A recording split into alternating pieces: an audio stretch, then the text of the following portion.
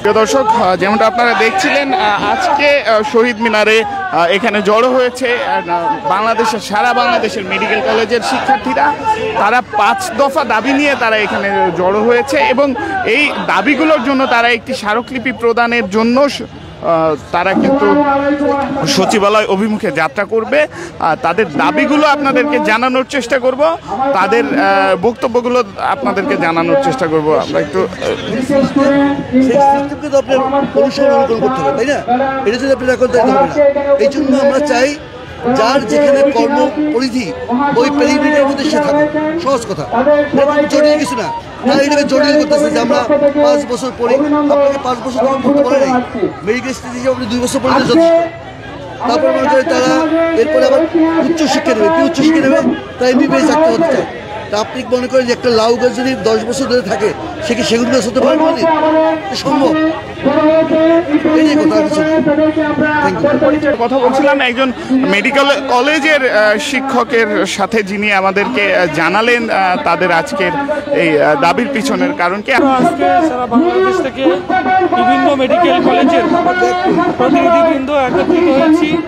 আমাদের উদ্দেশ্য হচ্ছে আমাদের 5 দফা দাবি আদায় করে ঘরে ফেরা। আমরা আজকে কোর্টের রায়, আমাদের 92 বার শুনানির পরে সর্বশেষ আজকে রায় দেওয়ার দিন ধার্য করা হয়েছে। আমরা আশা করছি আমার কোর্ট আমাদের পক্ষে রায় দিবেন যে এমবিবিএস এবং বিডিএস ডাক্তার ছাড়া অন্য কেউ ডাক্তার পদবি লিখতে পারবে না। যদি অন্য কেউ ডাক্তার পদবি লেখে তাহলে এটা 18 কোটি মানুষের সাথে ধোঁকাবাজি করা হবে। আমরা চাই আমাদের দেশের মানুষের স্বাস্থ্যসেবা যাতে ঝুঁকির মধ্যে না পড়ে।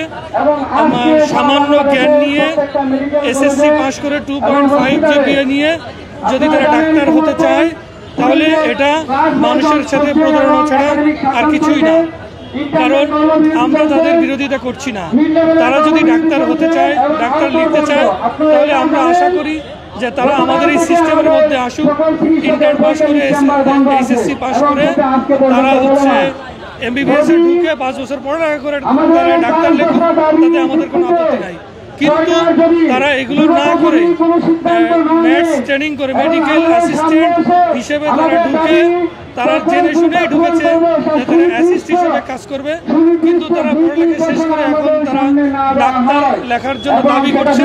এটা সংবিধানের 29 নম্বর ধারায় লেখা আছে যে এমবিবিএস এবং বিডিএস ছাড়া কেউ ডাক্তার লিখতে পারবে না। আবার আপনার সংবিধানের 15 নম্বর ধারায় লেখা আছে যে বাংলাদেশের মানুষের 5টি মৌলিক অধিকার, শিক্ষা, স্বাস্থ্য, খাদ্য, বাসস্থান। এই শিক্ষা একটা মৌলিক, এই স্বাস্থ্য একটি মৌলিক অধিকার।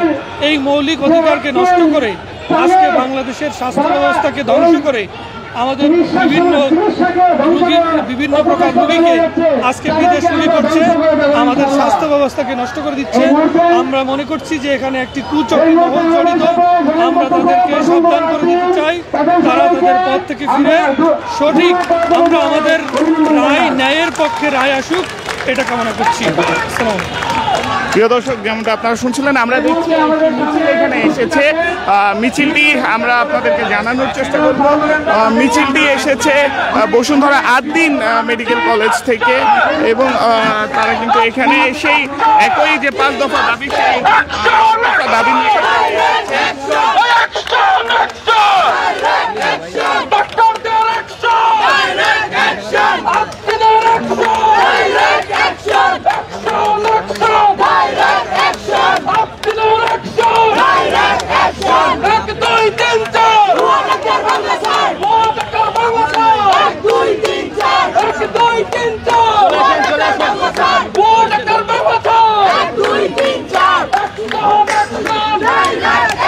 তারা যে 5 দফা দাবি নিয়ে এখানে এসেছেন, সেই 5 দফা দাবি আপনাদেরকে একটু জানানোর চেষ্টা করব। এমবিবিএস বা বিডিএস ব্যতীত ডাক্তার পদবি কেউ ব্যবহার করতে পারবে না।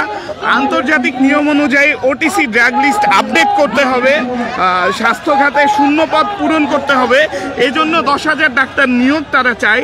এছাড়াও ম্যাথস বা মানহীন সকল সরকারি বেসরকারি মেডিকেল অ্যাসিস্ট্যান্ট স্কুলগুলো বন্ধ করতে হবে এবং চিকিৎসক সুরক্ষা আইন বাস্তবায়ন করতে হবে। এই 5 দফা দাবি নিয়ে কিন্তু আজকে এই ডাক্তাররা এই শহীদ মিনারে এসে জড়ো হচ্ছেন। মেডিকেল কলেজের কলেজের শিক্ষার্থীরা সারা বাংলাদেশ থেকে এখানে এসে জড়ো হচ্ছেন।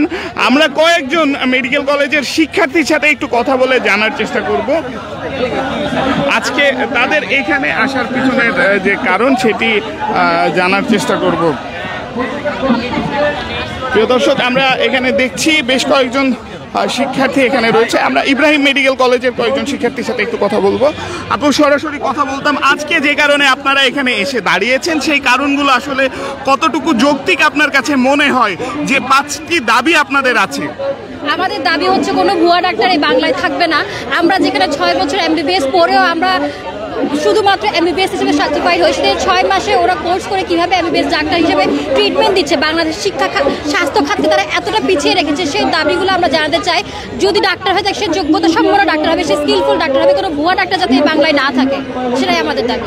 আচ্ছা, আপনার কাছে একটি প্রশ্ন হচ্ছে, আপনাদের যে দাবিটা, আমি জানি না আপনি মুসলিম কিনা, তবুও আপনার কাছে প্রশ্ন রাখছে, আপনি রোজা আছেন কিনা। তো যদি রোজা থাকেন তাহলে এই রমজান মাসেও এত কষ্ট করে এখানে এসে এই দাবিগুলো উত্থাপন করার পিছনে আসলে জরুরি যে ঘটনাটা বা জরুরি যে বিষয়টি থাকে সেই বিষয়টি আসলে কি, যে সচিবালয়কে এত জরুরিভাবে এই 5 দফা দাবি কেন আপনারা জানাচ্ছেন এই রমজান মাসে কষ্ট করে? আজকে 10ম রমজান। সচিবালয়কে এত কষ্ট করে আমরা রোজার মাসে জানাচ্ছি কারণ আমরা অনেক দিন ধরে আন্দোলন করে যাচ্ছি, কিন্তু তারা কোনো পদক্ষেপ নিচ্ছে না, বারবার রায় পিছাচ্ছে, তারা বারবার বিভিন্ন অজুহাত দেখাচ্ছে, যার জন্য আমাদেরকে বাধ্য হয়ে এসে আমাদেরকে রোজার মাসে এসেও এই সকালবেলা সব ক্লাস বর্জন করে এসে সব মেডিকেল বন্ধ করে এসে আমাদেরকে এখানে আন্দোলন করতে হচ্ছে। তারা যদি আমাদের দাবি মেনে নিত তাহলে হয়তো আমাদের কাছে এখানে কষ্ট করে রোজার মাসে এসে দাঁড়াতে হতো না। প্রিয় দর্শক, যেমনটা কথা বলছিলাম, একজন শিক্ষার্থীর সাথে আমরা কথা বলছিলাম, আরও কয়েকজন শিক্ষার্থীর সাথে একটু কথা বলে জানার চেষ্টা করবো। ভাই, এই প্রশ্ন করতাম, আমরা দেখছি যে আপনারা 5টি দাবি দিয়েছেন, তার ভিতর একটি দাবি হচ্ছে no MBBS, no BDS, no doctor. এই দাবিটি একটু যদি জনগণের জন্য বুঝিয়ে বলতেন। আচ্ছা, no MBBS, no BDS, no doctor, এটা যদি দাবিটা একটু ব্যাখ্যা করি, স্বাস্থ্য খাতের ক্ষেত্রে কোনো এমবিবিএস বা কোনো বিডিএস ছাড়া কেউ ডাক্তার হতে পারবে না। অনেকে অনেক ভুল ইনফরমেশন ছড়াচ্ছে, যখন ভেটেরিনারি বা পশু ডাক্তার আছে তারা অবশ্যই তাদের খাতে ডাক্তার, কিন্তু মানুষের যে স্বাস্থ্য খাত আছে সেক্ষেত্রে শুধুমাত্র এমবিবিএস এবং বিডিএস ডিগ্রিধারীরাই ডাক্তার হতে পারবে। কেননা আমরা আন্তর্জাতিকভাবে সারা বিশ্বে যদি দেখি, কোনো দেশেই মনে হয়, কোনো উন্নত দেশেই মনে হয় এমন কোনো ডিগ্রি নেই যে এমবিবিএস বা বিডিএস ছাড়াও নিজেদের ডাক্তার বলে দাবি করে। কারণ আমরা একটা জিনিস পরিষ্কারভাবে বলে দিতে চাই, ডাক্তার মানুষের সেবা করবে এবং মানুষের সেবা করা একটি অত্যন্ত সেন্সিটিভ বিষয়। সেই ক্ষেত্রে কোনো অর্ধ চিকিৎসক বা ডিপ্লোমা চিকিৎসক বা সেমি চিকিৎসক, কিছুটা চিকিৎসক, অল্প চিকিৎসক, এরকম কোনো টার্ম নেই। চিকিৎসক মানে চিকিৎসক, ডাক্তার মানে ডাক্তার। সুতরাং সেন্সিটিভ একটা বিষয়। এখন সবাই যদি এসে দাবি করে যে আমি ডাক্তার, তুমি ডাক্তার, তাহলে ভুল চিকিৎসার পরিমাণ আরও বেড়ে যাবে। কারণ অলরেডি আমরা শুনতে পাই নানা ভুল চিকিৎসার নিউজ। এখন ভুল চিকিৎসার জন্য ডাক্তারদেরকে দোষ না দিয়ে আমরা নিজেদের স্বাস্থ্য খাতে পরিমার্জন করতে পারি।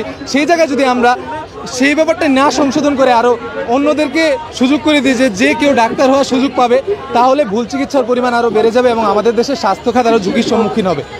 সুতরাং এই অত্যন্ত সেন্সিটিভ একটি বিষয়ে আমি মনে করি যে এতদিন কোর্টের রায় পিছিয়ে নেওয়া অত্যন্ত হঠকারী এবং প্রহসনমূলক একটি সিদ্ধান্ত।